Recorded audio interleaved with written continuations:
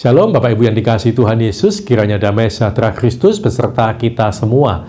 Selamat mengikuti renungan firman Tuhan hari ini. Tuhan Yesus memberkati. Renungan hari ini berjudul dianggap rendah karena mudah.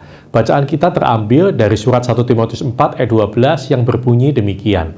Jangan seorang pun menganggap engkau rendah karena engkau mudah. Jadilah teladan bagi orang-orang percaya dalam perkataanmu, dalam tingkah lakumu, dalam kasihmu, dalam kesetiaanmu, dan dalam kesucianmu. Bapak, Ibu, dan saudara sekalian, ayat di atas ini jelas ditujukan kepada orang muda.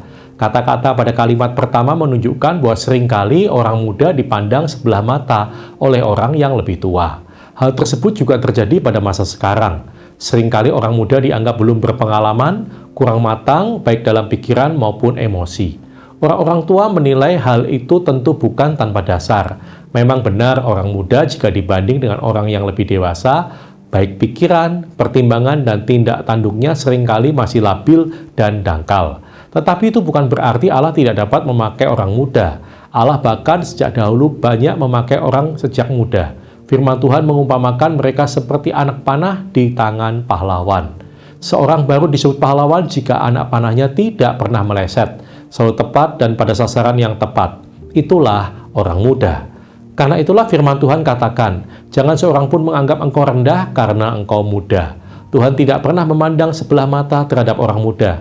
Ia tidak pandang bulu, usia, kekayaan, pendidikan, ras, dan lain-lainnya.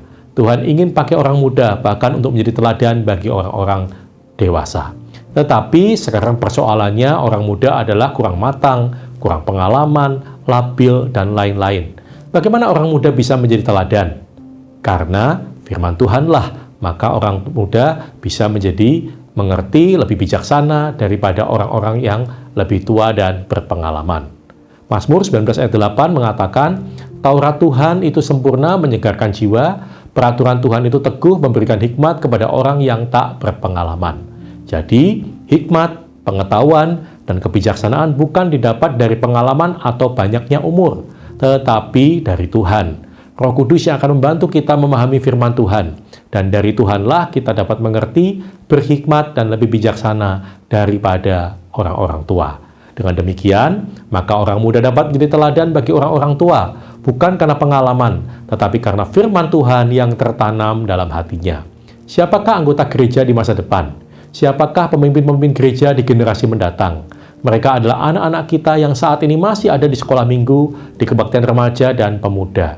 10 atau 20 tahun yang akan datang, merekalah yang akan menjadi pemimpin-pemimpin gereja masa depan, yang akan melanjutkan visi gereja. Seperti kata pepatah, gagal mempersiapkan diri sama dengan mempersiapkan diri untuk gagal.